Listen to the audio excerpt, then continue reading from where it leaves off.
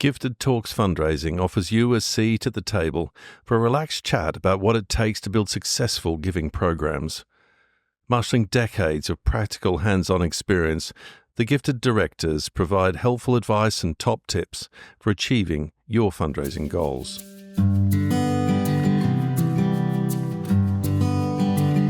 Welcome back to Gifted Talks Fundraising. Here we are at 1 Mill Street, and it's brilliant that Amy's travelled all the way down the M1 and got here from Leeds. Welcome to Leamington Spa, Amy. Thank you. And Chris Goldie, up from London, the sunny state of London, survived the M40. Good to see you again today, Always Chris. Good to be here, Andrew. And it's brilliant to get a chance just to sit down and talk about fundraising. We spend so much time, don't we, as directors out there supporting our clients all over the country, indeed all over the world now, Amy. Yeah. But it's nice to actually come together and share some of our experiences. And today we're going to talk about leadership, probably the most vital ingredient in any successful type of fundraising, the yeast, if you like, that makes our bread rise. So we want to really just spend a bit of time understanding that, how to motivate leadership, what forms of leadership can take in all different types of fundraising, and some of the benefits of spending time cultivating that. Mm-hmm. So, Amy, you've seen leadership in all its forms. We work across so many different sectors and types of hospitals, churches, etc. But the one thing that defines good fundraising is good fundraising leadership. That's right, yeah. And leaders come in all shapes and sizes, don't they? So There's no one size fits all for what makes a good leader. But ultimately, it's somebody who's prepared to lead by example, isn't it? And not just dictate to people what they should be doing on a fundraising campaign, but really step out there, sometimes get out of their own comfort zone, and lead by example, particularly in terms of giving. Mm-hmm. And one thing I always say is it's not about the amount you give, it's the act of giving that's important, because people often worry about that, don't they? That, well, I'm not going to be able to give the biggest gift, so how can I possibly lead this campaign? But it's about giving what you can in proportionate to what you have, and making that first motion to give, and therefore you can give the join me message. Yeah. So in so many ways, the vision, if you like, the reason that you're fundraising is created by the leadership of the charity, and it's well thought through and developed, one would hope. But often it's not understood at a board level that they too have the power to make the first big steps so far as the leadership for the funding of that vision. They almost expect others to step up, and it's very much around some of the grant culture I think we have in the UK in particular. Chris, what do you think around that, and how do you deal with a board and helping them understand that the real impact their leadership can have on fundraising success? Well, I think there are two sides to this. There's plenty of evidence out there that shows that well-led campaigns, and by well-led campaigns, we're really talking about voluntary or senior executive leadership, showing their commitment to a fundraising cause will enhance that cause and will encourage more people to give. As Amy said, that join me message is really the most important factor in any successful fundraising campaign. So there's written evidence data there that you can look at and say where people are successful, it's because their leaders get involved. At a more practical level, actually, where leaders really can play a role in a successful fundraising campaign is by being part of a team and making sure that team culture exists. Mm-hmm. It is completely unrealistic to expect somebody who is the paid fundraiser to be able to open and unlock some doors. Yeah, those doors can only be unlocked by people of social or business standing. That is the nature of life. We can't avoid that. But in terms of how you get them to work successfully, it's about understanding them and what they feel comfortable doing, but also setting levels of expectations and some fairly clear rules about what makes a good fundraising leader. Yeah. And without wishing to use that horrible American or overplay the horrible American cliche of give and get, there is a give and get philosophy here. Yeah. You have to demonstrate your leadership at whatever level it might be by making that commitment. And if you do that, it therefore becomes that much more easy to be able to get others to do the same. So just for the benefit of our listeners who may not be aware of this, in the United States, on their big boards, really big charities raising lots and lots of money, the general job description as a board member, as a trustee or governor of a big school or university, is that your role is to give and get money, and if you don't do that, it's to get off the board. And that is the number one thing on your job description. It's not so here. So I know you do quite a lot of work with different schools of different sizes all over over the country. And we have, obviously, on school governing bodies, people that are there, professors from local universities or heads of other schools. Obviously, you've got alumni and you'll have, key other local stakeholders. Their approach is not always going to be one of saying, why, I'm going to give. How do you deal with that, Chris? Well, I think there has been a historic sense amongst trustees in the UK that we give our time. I give lots of time to this. Yeah. Why should I give money on top? And that's absolutely fine and should be valued. But when you come to the slightly mucky business of fundraising, there has to be an element that says, I've also got to give this some support. Because ultimately, and this is the point I think you have to make to boards, if you're not prepared to back something that you are promoting yourself financially, then why on earth should anybody else do it? That's a fair point, yeah. I mean, realistically, why should somebody else do it? So I think leadership in this is really, really important. And the other factor, of course, is, and you see this a lot in the schools market, and again, it's the cliche, the organ grinder and the monkey. Donors want to hear from the people who make the decisions. And I'm not being rude to our fellow fundraising people out there across the country, but they are generally speaking the monkeys. And if you're in a school environment, who do the majority of people want to speak to? They want to speak to the head. Or they want to speak to the chair of governors. They want to understand that the very, very top people in the organisation are fully behind this project. And that's where their role becomes really important in helping to cultivate, steward, and ultimately ask with a small a. I think it's very important to emphasise that. Ask for support. So, Amy, you just turning to you then, if you're doing a feasibility study, you're dealing with a board that's got a big vision, a compelling vision, very exciting case to put to their constituency. How do you help that board understand the power of their leadership role? Well, it can be challenging, can't it? Yes, it can. It's probably the biggest job we have to do as consultants, I think, personally. Yeah. I think it's always helpful when you get that one person on the board who does get it. Yeah. Who can then help. So you use that champion. Yeah. You get them to make their gift and help them take others along the journey with them. And it's always great to be able to give examples, isn't it, of how it's worked previously. So I have a great example from a small church client we had a few years ago, and they only had to raise about 150 grand. It wasn't a lot of money, but for them, that was a huge sum. We had a heritage lottery bid going in, and the team just really got behind the methodology. So I said to the vicar, you have to make a gift. I appreciate you, a small parish vicar, and we know that they don't earn. And I said, and more importantly, you've got to declare it. And he said, oh gosh. But he said, do you know what? I'm paying for your advice. I'm going to do what you tell me. So he stood up in church and he declared his gift. And then we did a survey to the local community because we had to evidence the lottery bid and blah, blah, blah. And a few days later, he was stopped on the street by this chap who he didn't know, who said, Vicar, I've heard what you're doing for our community and I really appreciate it. So here's my contribution. And he gave him an envelope. And he opened it and it had 10 grand in it. And this guy never went to church. Didn't go to church at all, apart from perhaps the odd wedding or something locally. But because the vicar stood up and said, we're doing this, I'm in it, people got behind him. And he rang me and said, Amy, it worked. It worked. Well, I had a similar one in a small That's fantastic. church. It is brilliant. A long time ago in a small church campaign where it was very clear that this project was wanted by most people, but those who were the regular churchgoers felt that all the people who lived in the big posh houses should pay for it and vice versa. Yeah, I know the client. And I sat down with the PCC, and actually it's the only time I've ever done it. I wrote to each member of the PCC before the meeting with an envelope, and I said, when I come to the meeting, what I would like you to do is write on a piece of paper and put it in the envelope and give it to me at the end how much you're prepared to give. Yeah. And they all did that.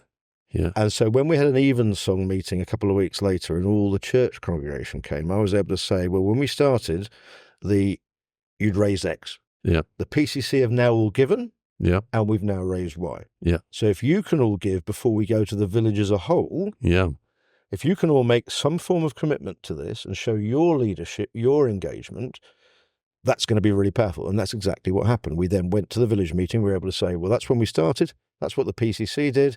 This is what the church's congregation have done. We now need to raise £100,000 rather than 150. What are you all prepared to do? That got another 50 or 60,000 in, and then it was topped off by one member of the community who wasn't a churchgoer going, I know somebody who runs a foundation who lives locally. Yeah. I'll approach them. Yeah. And that got the gift over the line and got the total done. So that's leadership at different levels. It's collective leadership. Collective leadership, yeah. Absolutely. And in so many ways, it's demonstrating self-help. It means that you are being completely authentic, because otherwise, as you said, Amy, you're going out there saying, this is something I'm expecting someone else to fund other than us. But that's quite a clever tool, Chris, to use and actually challenge the PCC in that way. But I've also seen in a similar mode a chairman of a school board actually say, right, before we start this campaign, we all as a board, we're being advised, need to give. What do we think our collective gift should be? If we add up all the giving, and then he took an average of what they thought would be a suitable, strong leadership statement from the board, and then he compared it to the pledges that they were prepared to give. And he said, before we go any further, I think we need to go away and reflect on our individual gifts. They resolved that, and that campaign actually won very quickly, because I think the other part of this is it creates momentum. As you were saying, that success factor is established really early. People love being involved in successful ventures. They love things that are, going to be there and doing their bit in the right way. Well, Andrew, do you remember 20 years ago, you and I worked on a London theatre project? Yeah. And there are two sides of leadership here. One is the chair of that campaign pledged a 7-figure sum. Yeah. It was great for the campaign, but actually it made it very difficult for him to ask anybody else, because there was nobody else that could give at that level. So not in that circle, no. In that circle. But more importantly, we had an online meeting, or a virtual meeting, international telephone meeting with an big American foundation. Very true. It was the end of the campaign. And Andrew had really drummed into the in-house team at this theatre that we had to show that the board of the theatre had given collectively. It wasn't that they'd all given individually tens of thousands of pounds. No. But what we were able to say, and this question was one of the first they asked, was, okay, what's your board given? And we were able to say, hand on heart, the board had given X. Now, X included a 7-figure gift and a 2-figure gift. That's correct. Yeah. But everybody had given. Yeah. And they got the big grant. They got the nearly $1 million grant as a result of it. Mind you, the chairman, just to finish that story for you, Amy, the chairman and I had a real tussle about his gift. Why do I really need to do it? And, I don't want to end up, because he was worried he would appear in the rich list as a result of declaring this sort of money. And I get that. And I said, it's the power. It's the power of your leadership in practical terms. And you had to do it now at the launch this is the right moment. And to his credit, he took, as your client did, he took my advice. And he was always a bit skeptical about whether it was going to. And after that meeting, he came and shook my hand and said that was absolutely the right piece of advice. As well. So he was heard the Americans going, what have your board given? And they nailed their target. So, and this is, factors of multiple what they'd ever normally raised. But leadership is the magic dust in this. And leadership from within can come in very surprising ways. And if I just share a little bit of a story, one of the campaigns run years back in Sydney, it was for the Children's Hospital, Camperdown Children's Hospital, as was moving out to Westmead. And we started a $30 million campaign, $340 million hospital, Harvard for pounds, roughly. And at that time, the challenge was to get the staff to support. So we deliberately went to the staff, ran a whole group of information events. The staff decided they could select a particular thing they wanted to fundraise for or give to. And the nursing community, and all the nurses in the various forms, decided they were going to give the last thing I expected, to the bedpan room. They wanted to name it after the retiring nurse matron. I don't know if that's good or bad for the retiring nurse. It was kind of like, okay, fine, and we had to get permission, and it's just the sense of humour. I just loved it. It's like sort of almost a gallows sense of humour. The nursing, they're a great group. Anyway, but because of that, the nurses then, we got over all the IT problems, by the way. The nurses raised the money, the matron agreed, and the bedpan room now at the Westmead Children's Hospital is named after her. But the nurses started to share information of patients that might want to give who were coming on to wards that we couldn't otherwise get to that information. I did go around with a lot of cake, I might add, sort of at morning tea time and saying hello. And it just created that informal back channel, which was really, really helpful. But one of the other staff groups were the cleaners. And there were a Vietnamese couple who'd had a really poorly lad through the hospital, had done really well, thankfully. And they were not at all well off. They gave a $100 gift and were really pleased to be able to do that. And we thanked them and made them feel really part of this. And as a collective, it was a powerful message then to go out on our campaign. So we knew it was the right thing to do. What we hadn't anticipated, obviously, is that 3 weeks later, they won the lottery and gave a 7-figure gift. A cleaner and his wife gave a 7-figure gift. Wow, did that ignite the campaign? We romped over. But if you hadn't thanked them for their $100 gift, maybe they would never have done that. And if we hadn't, and so leadership isn't about the size of the gift. This is the point I'm trying to make. It is about showing it from the key constituencies. And if the governing body can't give, you're in big trouble. And then if your staff body can't give, that's another issue. But getting those things aligned meant the rest of it, we were really on a roll. Absolutely. And that was the most important thing in that church campaign I talked about earlier, was actually the gift from the congregation. Because the feedback that we'd got was the people in the big houses who could make the 5-figure gifts were not going to do anything until the church's own community had done their bit. And collectively, that was probably £25,000 from 100 people. But that then unlocked a number of people who were happy to write checks that were much larger individually. And I think that is leadership. So leadership comes at all levels. The other side of it, Andrew, very clearly, is the influence, as I say, that recognised leaders have. The most important people in any fundraising campaign very often are those people who head those organisations, as we said before. Yes. And I think it's really important for them to understand that they can't just hand over responsibility to their fundraising team. Their fundraising team needs their support because that's the like-for-like conversation that needs to happen. We can sometimes do the dirty work for them, can't we? Yes, of course. So well, that's part of our job. That's our job. Yeah. Because sometimes leaders can be great leaders, but terrified of asking. Yep. They are. And we've all had those situations. I had one where I said, I'm going to do all the dirty work. I'm going to give the figure. And when I look at you, all you have to say is, I really need your help. Will you join me? And he was like, okay, I can do that. And we did it. But I needed to do the spiel about money and tax efficient giving and blah, blah, blah. He just had to give the please help me message. I had exactly the same. And again, it was the same theatre we talked about earlier where I went with the chief executive of the theatre, the artistic director of the theatre. It was a very good, and he got it. He was brilliant. And he met a high profile city person who had a lot of money, who loved the theatre. And for 45 minutes, the two of them talked about the shows they were putting on, what they'd seen, what they hadn't seen. It was brilliant. And then he got up and said, well, it's been lovely talking to you. And I had to put my hand on his arm and go, and by the way, we're here. Having heard everything that he's just said, do you think you'd be able to support this campaign? And it's not, I mean, I don't particularly but someone's for money, but somebody has to do it. You've got to ask. Our job. Yeah. And the point is, it's part of that cultivation. The scene had been set, the socialization had happened. Now you've just got to be able to finish. It is a partnership, and this is where, working in partnership with our clients, they carry the vision and the case. They're living it. It is their thing. What we've got to do is make sure that it's executed properly. And the challenge, and you alluded to this before, is in many organisations, the director of development, the fundraiser, is meant to be the asker, and everyone else doesn't have to bother.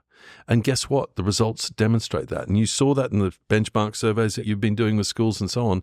When you've got leadership, you turbocharge things. That is genuine peer-to-peer volunteer leadership. I had an example at a school just in the Midlands, actually, recently, where this has been a long-standing challenge for leadership in this school, where the governors just won't give. Just wouldn't. They thought they were giving their time. They were all professionals, blah, blah, blah, and that was it. That was as good as they were going to do. The head changed everything.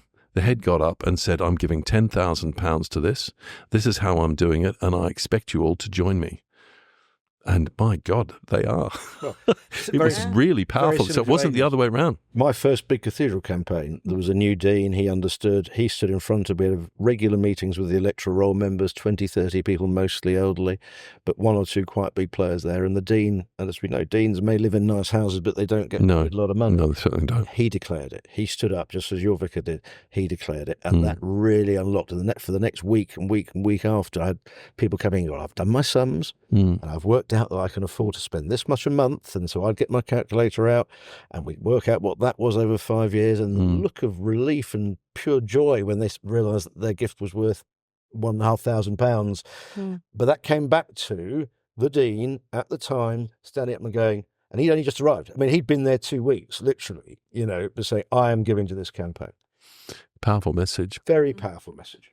It's Amy too, with the scale of giving and tax benefits, you can actually, that £10,000 gift given over 5 years, using gift aid, etc., breaking it down per month, doesn't feel that frightening, actually, even though it is a really significant gift for someone on a teacher's salary. Yeah, so that's why the scale's so handy, isn't it? Yeah. Because you see an overall target of, 5 million and think, how the heck are we going to do that? And when you break it down, and like you say, break down that lower level gift, whereas if you said, could I have £1,000 for this charity? I'd be like, oh, no, not at the moment, but... Yeah. Could I spare a coffee a week for the next 5 years? Yeah, I could actually, that's with not gift aid. Yeah. That makes my £1,000. It's dead funny, isn't it, how it's motivated. It's about making it tangible, isn't it? About actually, if I skip that, then... And people do like having the biggest check coming from HMRC. They just love getting their tax But paid. it also enables, if you share that with the leadership, with the Board of Governors, they can all look at it and decide privately at what level it's there, and all you have to do from a professional perspective is just when you deliver your monthly report is say, delighted that 8 of our governors have already pledged their commitment. That does 2 things. Once it shows the leadership to anybody else who reads the report, and for those 2 or 3 who haven't yet given and know they haven't yet given, they know that the others have. And actually that's a really powerful way, again, of just making sure that the leadership fully understands. And then I think there's a really important role for the development team to play in quietly working with those who haven't yet made a gift to help find a way to enable them to do that. And I think, as you said earlier, Amy, it's not the size of the gifts, even though there is a point I want to make about that in just a moment, but it is more about the collective giving, to be, as we pointed out at the theatre in London, to be able to say all the trustees have given, and they've given this much in total, actually is a really powerful message. But the other side to the whole conundrum about leadership giving is recognizing that it can come from so many different areas. Like, okay, now having achieved something from the leadership of the school, what's happening with the alumni? Trying to find a champion within the alumni that can speak about their willingness. That bit, rather than being told to give, it's a join me message at every opportunity and all the comms that you want to use, isn't it? Telling the stories of people's gifts and what they've achieved. Absolutely. A lot of good fundraising campaigns are built around networks, aren't they? Yeah. And whether it's a school, whether it's a theatre, whether it's a cathedral, whether it's a hospital, there'll be different pockets of people who have shared interests. Yeah. Go back to your nurses and the cleaners. And it's getting the leadership within those groups so that 1 or 2 of them are seen to be doing it, and they then can encourage their network to support. Parents, if you look at a school, we very often talked in the past about having a campaign board that represents every different type of interest, but then below that having different year group teams. Yeah. And within that having team leaders. To get the coverage. And the interesting for me when you help to set up a development board at a school is that you can make it very clear through your written terms of reference and then the face-to-face meetings that being on the board is not just about being on the board. And you're seeing that, aren't we? In a more modern way, Amy, people, our clients are now reflecting the sort of development or fundraising leadership role that trustees and governors are being asked to play. And that's more and more being accepted in the UK, isn't it? Definitely is. And I think just touching on that point you were making there, Chris, about everyone kind of giving, and quite often we look towards the major donors, don't we, and say, well, Mrs. X should be giving £1 million. But actually, they quite often feel put out that it always comes to them. Yeah, to give. It does. So those lower level gifts can be incredibly important to say, listen, everyone else has done what they can. Now can you make your gift? And that quite often is a good way around to do it often. It makes them feel as if they're not being picked on all the time. And I think that's a really important point because very wealthy people do feel that. Yeah. They always feel that they're the same well that people are going back to all the time. And they're quite happy to give their support, but they're even happier to give their support if they realise that other people are doing what they can afford to do. Yeah. Well, one thing too, it's the other point I wanted to mention, is that by spending time raising the sights of leadership giving and establishing, if you like, that commitment early on in your campaign, you improve your prospects for success, because what happens is that when volunteers are asking, they generally get gifts of about the same size as their own. So if I've given £1,000, what I tend to do is ask others to join me, which means they give £1,000. Now, if I'm not a giver, then I'm not going to be able to ask others with any authenticity, integrity, if you like, to join me. Similarly, if I give £5, then I'm only going to bring in gifts of £5. So you're actually making a bigger target more achievable by taking the time to confirm that leadership giving, in my experience. Yeah. And I think, take your example of £1,000. Actually, the next piece of that is you say, well, I've given £1,000 this year, but I've also committed to giving you £1,000 for the next 4 years. Yeah. So it's fine. And then, of course, what's happening is that gift aid's being applied to it. Yeah. And that therefore sets the template for all of your network to do the same. So if 10 of you are giving £1,000 a year plus the gift aid, there's £62,500 rather than £1,000, which was the starting point. All of a sudden, you're a hell of a lot way closer. And that's where the scale comes in. When you've got your scale, it's got £35,000 gifts. Well, there's 10 of them's come through one person. You just reminded me of my chairman on my first ever campaign, who was ex-military. Yeah. So this man was efficient, right? Yeah. He was a fantastic leader. And he once went into an ask and somebody said, yes, I'm going to do the £1,000. And he said, great, so 1,000 a year for 5 years, that's 5,000. It's a 5-year pledge period. And he meant 1,000 in total. But he knew he could give 1,000 a year and the guy ended up signing up to it. Well, because the other factor in all of this, and this is where peer-to-peer and networks are so important. If you know, and it is known that you have a certain amount of wealth, you don't want to be embarrassed. You don't want to be shown up to be the mean one in the group. So we do live in a world where there's a certain herd mentality. And whilst this may sound slightly opportunistic, it is the reality. And we have to remember within fundraising that we need to be, we're not Americans. We can't just go out and ask because that's what you do. You've got to cultivate and develop the gift. Get that right with the right level of leadership, then you're a successful fundraising campaign. It is funny, though, because they're all communities we work within, and we step in and then step out of them. And what you soon recognise is there is a pecking order within this community. And when it's who's seen to be wealthy and who actually is wealthy, and we know through our own experience, some people can have the flashy cars and the big houses, but they're absolutely hocked up to their eyeballs and there's no food in the fridge. Others might live modestly, but have done very well or have inherited money and so forth and could be very significant donors. It's difficult sometimes. It's not to work out who's got money or more particularly who might be a big giver. The thing, though, is that the pecking order, when there's a campaign on, that's the moment in that little community where that pecking order is reset, isn't it? And it's quite an interesting experience seeing the chemistry play out. It is, and it's again a good example of that. One of the theatres I worked at years ago, I sat down with the people who sort of were very much the day-to-day runners of the Friends of the Theatre, and we divided their membership up into 3 different groups. And then we had an event to celebrate the theatre's birthday, and it was on the stage, and we invited all the friends to come along, and they did. And you were very clear; you could sort of tell that was Group A over there, and the people who ran the Friends, who were very much mostly they would give lots of time, 2 weeks later, I got a letter in the office there from a couple saying, we'd like to come and speak to you about our gift. We've been thinking about it. We came to the event, came in, and they gave £50,000.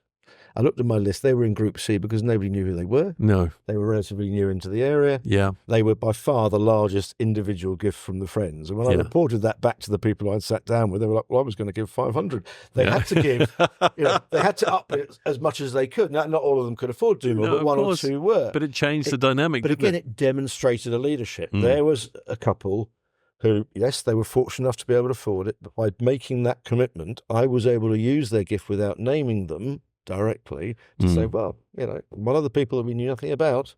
Yeah. So I think coming back then to leadership, feasibility studies play a big role in this as well, because when we have those quiet, confidential conversations where they're not under pressure to give, but we can at least gauge their interest. Yeah. It's not only gauging their interest in giving, it's also gauging their interest in being part of a leadership group. Yeah.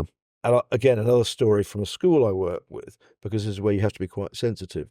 We got a very high gift from a young couple, but they didn't want to be on the leadership group. Understood. Because they'd experienced a lot of jealousy amongst the community because they were known to be wealthy, and there'd been a big public event fundraising ball, and they'd been the highest bidder at an auction. And actually, the mum, when she'd picked the kids up at the Plex, it was a junior and senior school, and the kids were still in the junior school.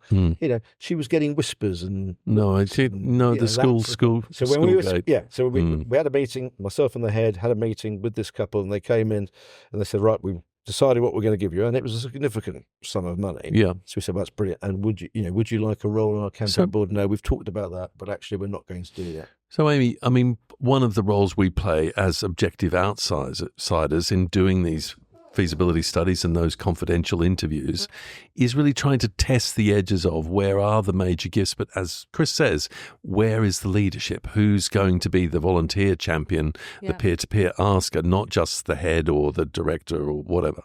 How do you go about that in your interviews? Don't you think it's fascinating how we see through the process of a study and quite often a capital campaign, the leadership of an organisation evolve? Yes. So it brings in new people who you hadn't even realised could be part of your leadership, and they become so inspired by the campaign, they later perhaps join as trustees or governors or whoever. And we quite often see, don't we, how it can be a great way to refresh your leadership board. Yeah. If you are going through that study process and recruiting people to lead something, to say, okay, these are the parameters now of what it means to be a leader of this organisation, who's in and who's out. And it can be a really easy way of letting people step back gracefully who don't want to do that. Very true. And bringing on that fresh blood of people who are prepared to give and get, and, as well as time as well as money. Very true. So that's where training comes in. I think this is again the role that people like us can play in all of this is you can identify people. You also got to make them feel comfortable with what you're asking them to do. And one of the ways to do that are the sort of training workshops that we do where you go through that process. And actually at the end of it, then people can make their own minds up as to whether or not that's something they are comfortable doing. And 9 times out of 10, happily, they say that they are comfortable doing it because you've demystified it. A lot of people start to think, what, you mean I've got to ask people for money?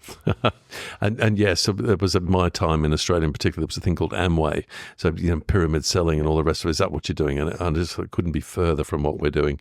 But you're quite right, Chris. And we're going to do a separate, I think, session on just how you go about asking for money and not losing your friends, but raising the amounts that you need to achieve the vision that you're wanting to see accomplished.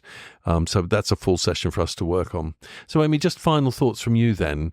If you had your wish list, what what's the magic you like to hear about leadership when you go into a client? What makes it light up and makes you believe that the thing's going to be a success? It could be a really challenging capital campaign. I think when we're going for a study, it's always really telling if the trustees or the leaders are prepared to step up at that stage. Because there's nothing worse when they're like, no, I just like to kind of be in the background. And you think, oh, gosh. So I'm in a study with a client at the moment, and every one of the leadership team has declared their role. Yeah. Saying, I will be able to come and back you up when you go and talk about, you need to ask for this kind of thing. Yeah. I will need to do this. I can be on hand for X, Y, and Z. It's that buy-in, isn't it? If you get that buy-in from the start, you think, right, this will win because... It is about their giving, but it's also about them committing to open up their networks and share that leadership with their network. Yeah. That, when you hear that, I agree with you wholeheartedly. When you hear that, you could almost go down the bookies and put a bet on this is going to win. Absolutely. And that willingness, that obvious declaration of willingness, that I will, and it may be, I know 4 people and I'm happy to go and talk to them. Yeah. Then and because if you get 10 people knowing 4 people, that's probably your major donor group pretty much identified, and that wins you a campaign. So coming on from that, what do you look for? You look for the understanding of what the role of the volunteer is in fundraising, the willingness to make that personal financial commitment, and not saying, oh, well, I couldn't possibly ask my friends for money, because you're not asking your friends for money. You're asking your friends to join you in making something great happen. And it's really liberating for a board that's moving to a stretch vision, project, whatever, to be told and understand that the decision that will decide whether this is going to win, whether you can achieve it, is in this room. It's not someone out there, it's here, and how you respond. Guys, thank you. We could go on about this one, I know. All day. It is the magic dust. It is the magic dust leadership, and it's something that you really, really need to cultivate. But Amy Stevens, thanks again. It was good to talk with you. Thanks for coming from all the way from Leeds. Chris, brilliant.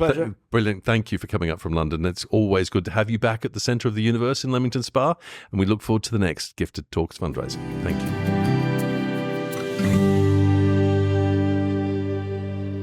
Thanks for pulling up a chair and joining our conversation today. Please share any comments or even pose some questions for future episodes by emailing us at inquiries@giftedphilanthropy.com.